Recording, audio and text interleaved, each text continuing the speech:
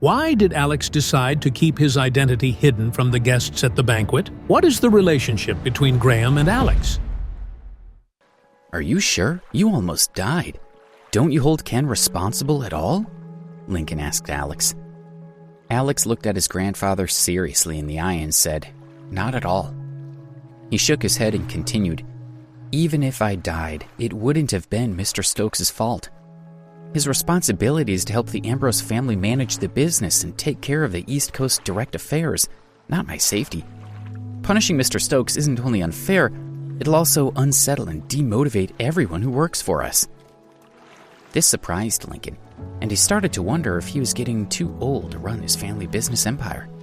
His brain worked more slowly now, and he hadn't thought everything through clearly. He feared that he no longer had the vigor that had defined his youth. Lincoln laughed and replied, "Good for you. I agree with you, and I'll do as you say. I won't punish Ken Stokes." "Thank you, Grandpa." Ken had been fetched back to the room. It took him a few seconds for him to digest the news and react. He kept bowing to Lincoln and thanking him. Then he turned to Alex and said, "Thank you, Alex. Thank you so much for your compassion." After resolving the issue with Ken, Lincoln let him leave. Then he turned to Alex and said, "You're a good boy, and you've grown so tall already. You only came up to my chest when you left home." Lincoln helped Alex up with a gratified expression. Alex's feelings were mixed. He started to speak. "Grandpa." He looked carefully at his grandfather. He noticed that his grandfather had become old. The wrinkles on his face had increased, and his gaze was no longer as sharp as when he was young. Hearing the words "grandfather," the elderly man felt joy in his heart. He sat with Alex at the table and asked him about his injuries and all about the last 7 years. He said to Alex, "Now that you've passed the poverty test, you don't need to study at Preston University anymore. I'll send you to an internationally renowned school to study. Tell me, Harvard, Oxford, which university do you want to attend?" Alex shook his head with a faint smile. He replied, "I feel that Preston University is pretty good. I'd like to continue studying there." His grandfather disagreed.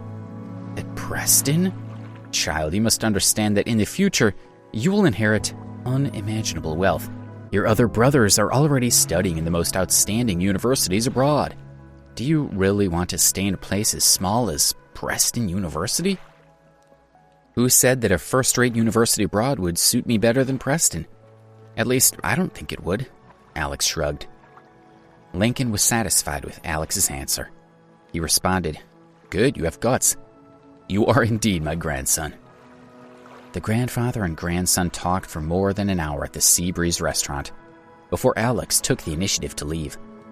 He knew that Lincoln came to see him, but also that his grandfather managed the affairs of the whole family and must be extremely busy.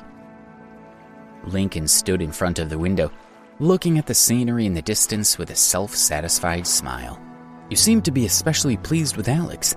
Do you like him more than your other grandsons?" the man behind Lincoln asked him respectfully. Lincoln was slightly startled. He had never thought about it before. He slowly looked at the man. "Brandon, you've been by my side for almost 10 years. What do you think of Alex?" "Alex is modest and loves his girlfriend. He doesn't pursue power or fame.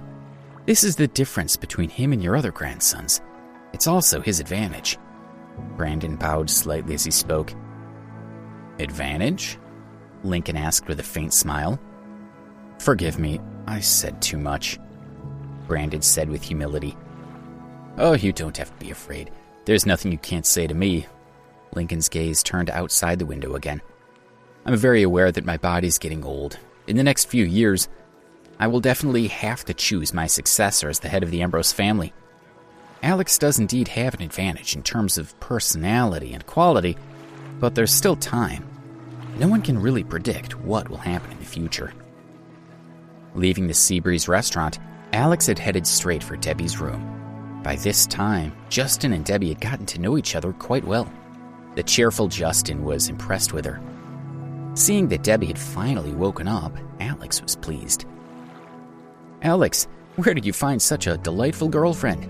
Tell me so I can go find one too," Justin grinned as he asked Alex. while Debbie smiled shyly. If not for the fact that Debbie was already Alex's girlfriend, Justin would have done his best to woo Debbie for himself. It took another 20 days for Alex and Debbie's injuries to heal completely. Justin had only been with them on the island for a week, but he had started feeling restless and lonely and decided he needed to leave the island and get back to his life of boozing, partying, and women. That day, Alex and Debbie also agreed that they should leave the island and return to school. In a private helicopter, they flew across the sea toward New York. "This month has been like a dream. I didn't expect your family to be so big," Debbie said as she looked at the clouds outside the window. "I told you before, you just didn't believe me," Alex said with a smile. After recuperating on the island for the last month, Debbie's face had filled out. She was still wearing her beige dress and looked even more beautiful. At 6 p.m, the helicopter slowly landed on the helipad. Alex pulled Debbie to the roadside and looked for a taxi to take them back to school. Just as he was flagging one down, his phone rang. The screen told him that it was Wayne Wing, one of Sam Woodsworth's assistants from the Berkeley Hotel. "Mr. Ambrose, I heard that you've left Harmony Island. Have you arrived in New York yet?" "Yes, we just landed," Alex replied. Wayne continued. "Good. The East Coast Division Manager of Foreign Trade, Graham Stirling, wants to treat you to dinner at the Plaza Hotel tonight. Last time when Mr. Stokes invited you to dinner, he was away visiting the United Kingdom and was unable to join you. He only returned yesterday." Alex thought for a few seconds. "All right, then I'll go this time. But I don't really want to have to attend these social events right now." In the future, if he wanted to join his family's management team, this kind of social interaction would be necessary. But he wasn't at that level yet. He didn't want to waste too much time on this kind of thing. "Excellent. I'll inform him now and I'll send you his phone number." After ending the call, Alex pulled Debbie into a taxi and they headed straight for the Plaza Hotel. The taxi pulled up in front of the hotel and Alex and Debbie climbed out. They noticed quite a few luxury cars pulling up at the entrance. The doorman, wearing formal attire, was opening the door for the owners of the vehicles. Alex listened to a few of the customers as they passed and learned that they had all been invited by Graham too. Alex frowned slightly. He had assumed that the meal would just be for him, Debbie, and Graham.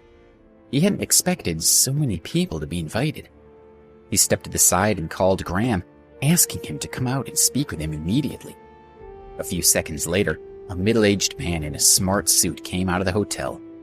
When he saw Alex, he walked over with a smile. He had seen Alex's photo before and recognized him without any difficulty. "Alex, you've come. Come in, please. I've arranged everything. And I've invited some of New York's elite business owners to welcome you here," Graham said with a shy smile. He even smiled at Debbie, who was beside Alex. That made Debbie nervous. Graham had never come into direct contact with anyone from the Ambrose family, so he felt very honored that Alex had accepted his invitation. He thought that Alex would surely appreciate the opportunity to meet so many important people. His only concern was that Alex would think that he had not invited enough people to be worth his time, so he was still a bit anxious. As they were speaking, a gentleman who had climbed out of a luxury car saw Graham and walked over. "It's a great honor as always that you've invited me to your party. Who's this?" The young man had seen Graham bow toward Alex and greet him with a respectful smile. He could not figure out who this young man was. "This is..." Graham cleared his throat, but just as he was about to introduce them, Alex beat him to it. "Pleased to meet you, I'm Adam Childs." Alex extended his hand toward the man. If he had been well known in New York, hiding his identity would have been impossible. "Adam Childs?" The man looked puzzled. He had never heard of such a person. "What do you do?" "Never mind that, the guests are all here. You should hurry up and join everyone." Graham had been carefully observing the situation. When it was clear that Alex didn't want to reveal his real name, he had immediately stepped in to help him. The man left with an apologetic smile. "Alex, did I invite too many people this time?" Graham asked. "What do you think?" Alex asked with a smile. "I'm sorry, I didn't realize that you wanted to keep a low profile. I'll get rid of them all at once." As he spoke, Graham started to head back into the restaurant to ask all the guests to leave. "Come back," Alex called for Graham to stop. He said kindly, "Since everyone's already arrived, let them stay. Just please don't invite everyone next time." "Yes, of course. Thank you, Alex," Graham said as he led Alex and Debbie into the hotel. Graham had booked a 3,000 square foot banquet hall, and it was full of guests. Alex let Graham entertain the others as he and Debbie walked to the bar. Alex and Debbie were casually eating at the bar when they overheard one of the guests saying, "I heard that Mr. Stirling called so many of us here as a welcome feast for an important young gentleman. Who do you think is worthy of the boss's attention?" "It can't be Walter Flint, right?" his companion replied. "Impossible. The news said that Flint is currently on holiday in Hawaii," the first man answered. "Whoever it is, it'll be someone like Flint. I'm sure we'll get a chance to take a good look at him later. We should take the opportunity to meet important people like him." Debbie secretly smiled at Alex. "Do you still want to hide your identity? It sounds like this Graham has already told everyone about you." Alex could only grimace. While everyone was chatting, Graham walked to the front of the stage and said into the microphone, "All right, please take a seat, everyone." The guests began to look for places at the table to sit. Unfortunately, there were no fixed seating arrangements because the banquet had been organized in such haste. Alex pulled Debbie with him, and they sat at the table farthest from the stage. A couple sat down beside them. The young lady who sat beside Alex said sweetly, "Hi, my name is Cathy Fairweather. Nice to meet you." When she saw Alex's face, Cathy stopped speaking abruptly. "It's you. And that peasant is with you." Cathy had attended the banquet with Billy Wilde. She knew that most of the people there were wealthy, and she was very keen to meet them. She wondered to herself, how on earth did this pair of paupers get themselves invited to the banquet? How will Cathy's discovery of Alex's identity affect the dynamics of the evening? Will Alex's relationship with Debbie be affected by the attention he receives from the other guests? What secrets will be revealed as the evening progresses? Please subscribe to the Pocket FM YouTube channel and press the bell icon for instant notification. Check out our channel for more such exciting shows.